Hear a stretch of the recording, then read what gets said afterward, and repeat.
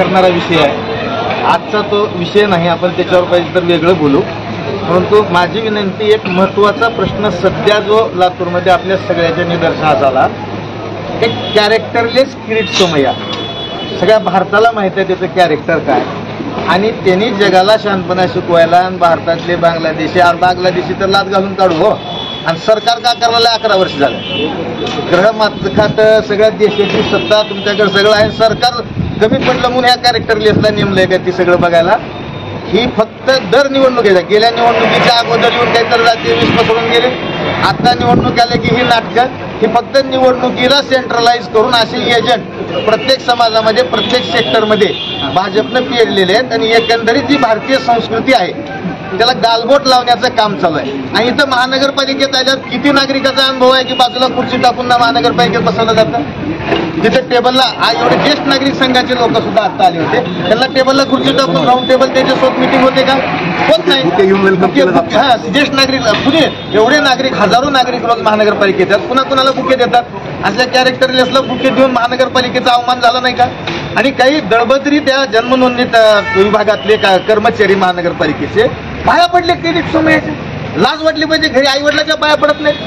असल्या नालायकांना तात्काळ हाकलून द्या, त्या जागेवर ठेवायचं नाही. कारण त्यांच्याकडून निष्पक्ष कामाची आता आम्हाला लातूरकरांना अपेक्षा राहिलेली नाही. आणि इथून पुढे अशा कॅरेक्टरलेस किरीट किंवा तत्सम कुणाही असंवैधानिक व्यक्तीला वेगळी ट्रीटमेंट जर दिली गेली जातीय विद्वेष पसरण्याच्या उद्देशानं, तर त्याला प्रशासनाला जबाबदार धरलं जाईल, असं आम्ही आयुक्त मॅडमना सांगितलंय. त्या नवीन आलेल्या आहेत. आमची लातूरची संस्कृती अधिकाऱ्यांना प्रोत्साहन देणारे आहे. आदरणीय विलासराव देशमुख साहेबांचे, दिलीपराव देशमुख साहेबांचे तसे संस्कार आहेत. आणि त्याच नेतृत्वाखाली अमित भैया त्या पद्धतीनं काम करतात. म्हणून आज आम्ही त्यांना सौम्य भाषेत व्यवस्थित सांगितलंय, हे लातूरमध्ये जमणार नाही, नाही म्हणजे नाही. आणि इथून पुढे सहन केलं जाणार नाही. पहिली सूचना आहे, असल्या फालतू लोकांना एंटरटेन करणं बंद. संबंधित कर्मचाऱ्यावर कारवाई न झाल्यास पुढची काय भूमिका असणार आहे? पक्ष तीव्र आंदोलन छेडून, त्या विषयावर तीव्र आंदोलन छेडून काम करण्याची काँग्रेस पक्षाची तयारी आहे. आणि आम्हाला खात्री आहे त्यांनी आता ही दिलेलंच आहे शब्द की आम्ही त्याच्यावर कारवाई करतो. तसे पाया पडलेले व्हिडिओ आमच्या काही लोकांकडे ते मॅडमला दिले जातील, त्याच्याप्रमाणे ते कारवाई करतील अशी अपेक्षा. आणि आणखीन एक आज आम्ही या ठिकाणी मागणी केली की जन्म मृत्यू नोंद जे कार्यालय आहे ते त्याचं डिसेंट्रलायझेशन झालं पाहिजे. प्रत्येक झोनमध्ये त्याचं एक कार्यालय व्हावं. या एका कार्यालयावरती खूप मोठा लोड येतोय, नागरिकांची खूप गर्दी होते, नागरिकांना त्याचा त्रास सहन करावा लागतोय. तर हे जर प्रत्येक झोनमध्ये झालं तर त्याचं एक नागरिकांना ते सोयीचं होणार. ज्या संदर्भात भाजप नेते किरीट सोमय्या यांनी पालिकेला भेट दिली, त्यांचं म्हणणं असं होतं की दिलेले जन्मदाखले कॅन्सल करून त्या लोकांवर शासनाची दिशाभूल केली म्हणून गुन्हे दाखल करावे. आणि मार्च महिन्यात 9 लोकांवर झालेली आहेत.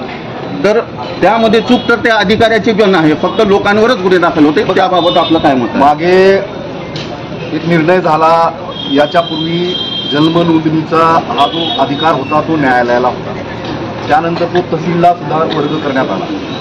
त्यामध्ये ज्यांनी अर्ज दिला आहे त्या अर्ज देणाऱ्या व्यक्तीने तहसील कार्यालयातच अर्ज दिलेला आहे. त्यांनी तर काही नायब तहसीलदाराकडे अर्ज केलेला नव्हता.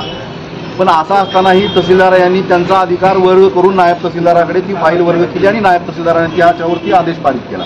याच्यामध्ये त्या नागरिकाची कुठेही चूक नाही. त्याच्यामुळं हा जो शासनानं निर्णय घेऊन म्हणजे एकतर्फी की असे जे काही प्रमाणपत्र दिले असतील तर ते रद्द करा जो आदेश केला तोच मुळात चुकीचा आहे. जर समजा नायब तहसीलदारला तो अधिकार नव्हता तर शासनाला असं सांगायला पाहिजे होतं की नायब तहसीलदारने जे काही आदेश पारित केले त्या फाईली परत बोलवून घेऊन त्याचं तहसीलदारामार्फत पुन्हा एकदा त्याचं रिचेकिंग करून त्याच्यावर तहसीलदारांनी ऑर्डर पास करायला. परंतु या आदेशामुळे विनाकारण नागरिकांना त्रास सहन करावा लागत आहे. नागरिक आज अशा काल जे किरीट सोमय्या आले त्या अशा लोकांना अशा VIP ट्रीटमेंट महानगरपालिका देते. याच्यामुळे कुठेतरी एक भीतीचं वातावरण निर्माण होत आहे या शहरामध्ये असं आमचं म्हणणं.